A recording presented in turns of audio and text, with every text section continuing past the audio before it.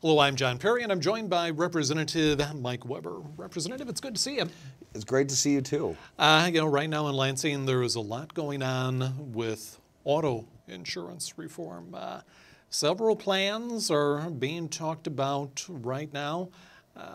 Clearly, it's an issue that you have been hearing about from folks in your district. Is it time for a change? Well, sir, we have the best, in terms of our current benefit that we pay into, but it is costly for a lot of individuals. There's a lot of folks in Metro Detroit that aren't paying for car insurance and they're not paying into the system.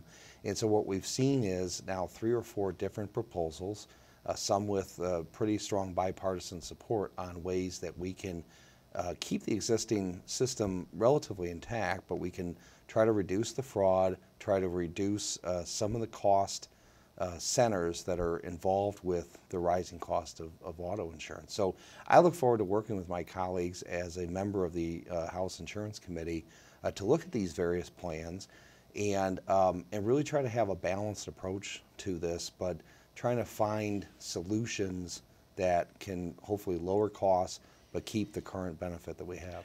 And is that really key right there? People obviously would like to see lower costs in their insurance, but Michigan does enjoy a standard of care that really you don't see in other states. Yeah, and really for a lot of states that don't have the auto no fault that we have, they have higher health care costs on their end and also higher state budgetary costs in terms of that health care. So it's really a shift in health care coverage, and people pay into it.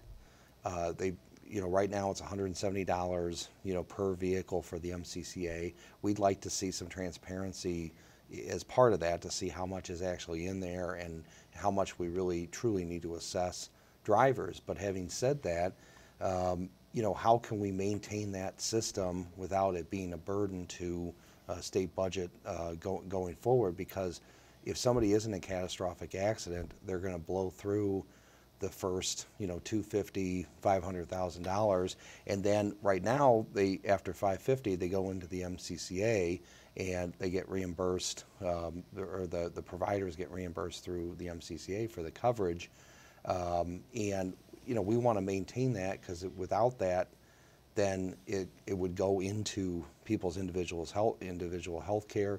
You're looking at folks potentially going bankrupt over this, and that's kind of what we've seen in other states. So we've got a great system. We need to try to get the fraud out of the system. We need to try to drive the cost down as much as we can, so that it's viable for people to be able to afford it. I-75, of course, is one of the primary thoroughfares in Oakland County. Ongoing work there had been projected to finish about 2030, at which time your 4-year-old would be behind the wheel. It sounds like that is going to be sped up. Obviously, that's good news. Yeah, as the vice chair of the House Transportation Infrastructure Committee, and also, a member of the Oakland County delegation, I was very interested and excited to see the I-75 project get announced.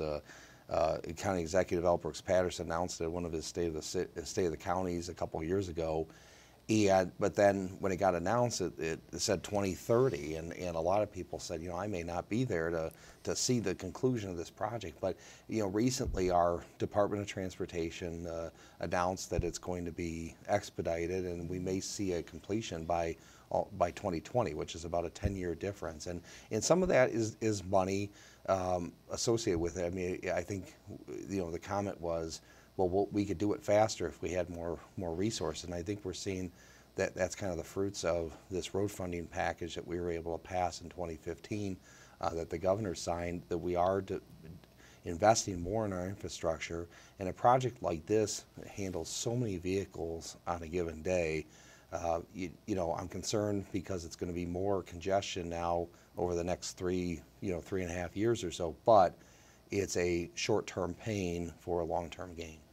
And as Vice Chair of Transportation, you've also been taking a look at autonomous vehicles, which of course could be a a key piece of Michigan's future. You know, I'm really excited about it. I actually think we're a lot closer to it than a lot of us realize. We as a transportation committee, we took a tour over to M-City in Ann Arbor on the campus of University of Michigan in August, and actually had a committee hearing there. We were able to see the autonomous vehicle in action, and I think just recently our U.S. Department of Transportation Secretary also paid a visit there, and we're very close. I think with the legislation that we passed in 2016, that's helping Willow Run and that area do more of the testing and the training there. We want to be at the forefront as the state of Michigan. But these cars are going to be on the road sooner than we think, and I think that's a good thing.